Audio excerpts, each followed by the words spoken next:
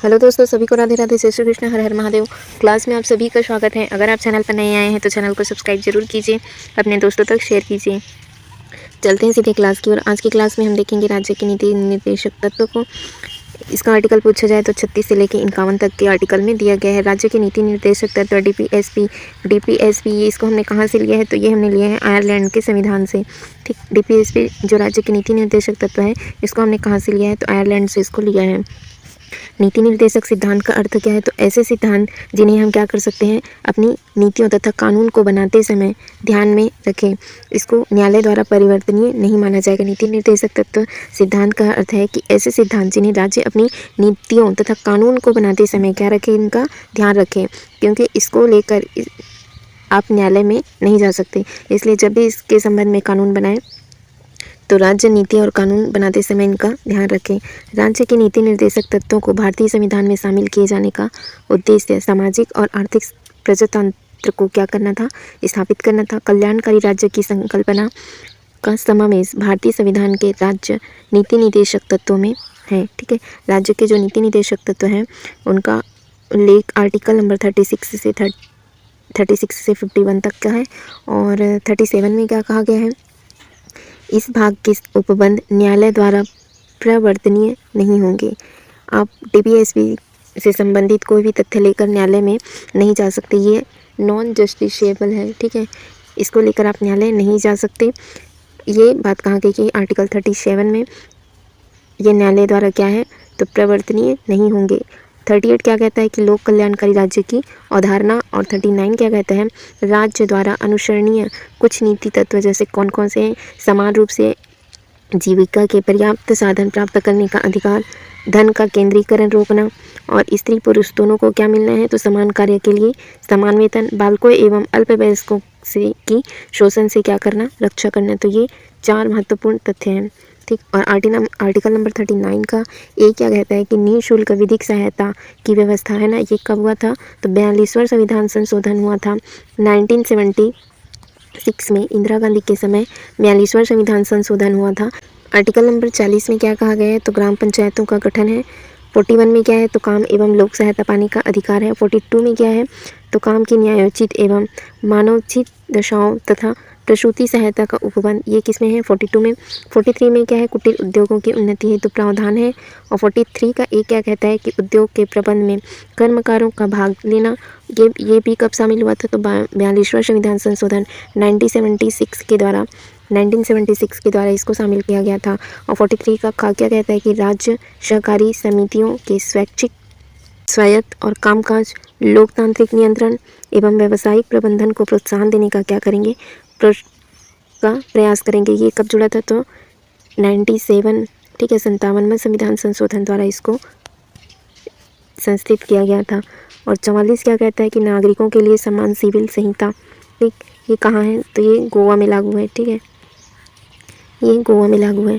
45 में क्या किया है, तो राज्य जो 6 वर्ष से कम उम्र के जो बच्चे हैं, 6 से 14 के लिए हमने अलग देखा था, ये किसके लिए है, तो 6 वर्ष से कम आयु, इसको हम क्या कहते हैं, 0 से 6 वर्ष के आयु के सभी बालकों के लिए पूर्व बाल्यावस्था की देखरेख और शिक्षा का उपबंध करेगा। ये कब जुड़ा, तो 86वां संविधान संशोधन हुआ था 2002 में। ठीक है, 2002 के अंतर्गत इसको जोड़ा गया।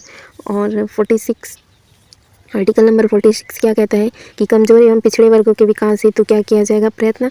47 में क्या है, तो ग्रामीण जीवन स्तर बढ़ाना एवं जो मादक द्रव्य हैं उन पर क्या करना है, प्रतिषेध लगाना, ये 47 में है। 48 में क्या है, तो गौवंशीय पशु समूह के वध पर क्या करना, प्रतिबंध लगाना। 48 का क्या कहता है कि पर्यावरण का संरक्षण करना है, संवर्धन करना है, वन्य जीवों की रक्षा करना है। ये भी कब जोड़ा, तो ये भी 42वां संविधान संशोधन 1976 के तहत भी इसको जोड़ा गया। 49 में क्या कहा गया है कि राष्ट्रीय महत्व के जो स्मारक हैं, स्थानों या वस्तुओं का हमें क्या करना है, संरक्षण।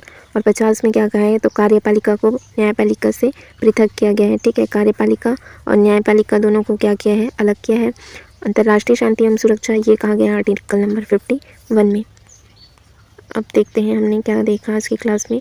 राज्य के नीति निदेशक तत्व, ये आर्टिकल नंबर 36 से 51 तक के आर्टिकल में इसको शामिल किया गया है। ठीक, 36 से लेकर 51 तक इसको हमने कहाँ से लिया है, आयरलैंड के संविधान से लिया है। क्या ये न्यायालय द्वारा प्रवर्तनीय है, नहीं, इसको न्यायालय द्वारा प्रवर्तित नहीं कराया जा सकता। नीति निदेशक सिद्धांत का अर्थ ये है कि ऐसे सिद्धांत जिन्हें राज्य अपनी नीतियों तथा कानून को बनाते समय क्या करें, इनका विशेष ध्यान रखें। राज्य के नीति निदेशक सिद्धांत को भारतीय संविधान में शामिल किए जाने का उद्देश्य क्या है कि सामाजिक और आर्थिक प्रजातंत्र को क्या किया जा सके, स्थापित किया जा सके। कल्याणकारी राज्य की संकल्पना का समावेश और भारतीय संविधान के राज्य नीति निदेशक तत्वों में शामिल है। फिर 37 में क्या कहा गया है कि इस भाग के उपबंध न्यायालय द्वारा क्या है, ये प्रवर्तनीय नहीं है। इसको लेकर आप सीधे कोर्ट नहीं जा सकते, इसको लेकर आप कोर्ट नहीं जा सकते। फिर आता है 38, इसमें क्या कहा गया है, आर्टिकल नंबर 38 में क्या है तो लोक कल्याणकारी राज्य की अवधारणा।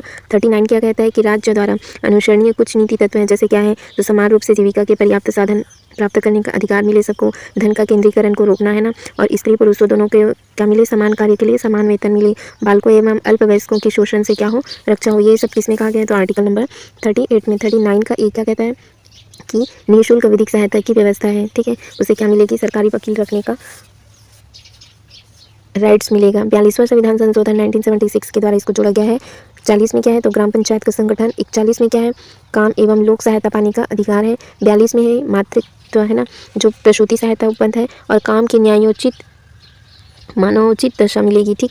43 क्या कहता है, कुटीर उद्योग की उन्नति हेतु प्रावधान है। 43 का क्या में क्या कहा गया है, 43 का एक क्या कहता है कि उद्योग के प्रबंधन में कर्मकारों का भाग लेना। ये भी 42वां संविधान संशोधन 1976 इंदिरा गांधी के समय इसको जोड़ा गया। और 43 का ख क्या कहता है कि राज्य सहकारी समितियों के स्वैच्छिक स्थापना, स्वायत्तता, कामकाज, लोकतांत्रिक नियंत्रण एवं व्यावसायिक प्रबंध को प्रोत्साहन देने का प्रयास करेगा। ये कब जोड़ा तो 57वां संविधान संशोधन के द्वारा इसको जोड़ा गया, ठीक। आर्टिकल नंबर 44, इसमें क्या क्या है कि नागरिकों के लिए समान सिविल संहिता, ये कहाँ लागू है तो गोवा में, ठीक है। फिर आता है हमारा 45 नंबर, इसमें क्या है तो राज्य कितने वर्ष, 0 से 6 वर्ष के कम आयु के जो बालक के हैं है ना, बालकों के लिए पूर्व बाल्यावस्था की देखरेख एवं शिक्षा का क्या करेगा उपबंध। ये 86वां संविधान संशोधन 2002 में हुआ, इसको शामिल किया गया। और 46 में क्या है तो 46 में है कमजोर एवं पिछड़े वर्गों के विकास हेतु प्रयत्न, ये किसमें है आर्टिकल नंबर 46। 47 में क्या है ग्रामीण जीवन स्तर को बढ़ाना, मादक द्रव्य का प्रतिषेध करना। 48 में गौशीय पशु है, ठीक है, जो नस्लीय पशु है और समूह के उसके वध पर क्या लगाना है, प्रतिबंध लगाना है। 48 का क्या का 48 के ए में क्या है तो पर्यावरण का क्या करना है, संरक्षण करना है, उनका संवर्धन करना है, वन्य जीवों की सुरक्षा करनी है। ये भी 42वां संविधान संशोधन 1976 में जुड़ा। 49 में राष्ट्रीय महत्व के स्मारक स्थानों है, वस्तुएं, उनका क्या करना है, संरक्षण करना है।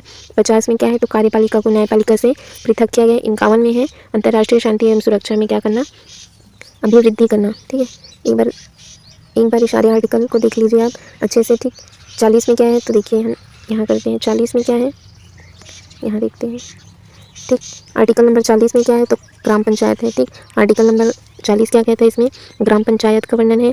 और आर्टिकल नंबर 41 में क्या मिलेगा, सभी को समान कार्य करने का है ना, काम का अधिकार। 42 में क्या है मातृत्व, महिलाओं को है ना मातृत्व सहायता मिलेगी है, तो समान सिविल संहिता, ठीक है। दोस्तों आज का वीडियो यहीं तक रखते हैं। वीडियो देखने के लिए बहुत बहुत धन्यवाद। Thank you friends, thank you all.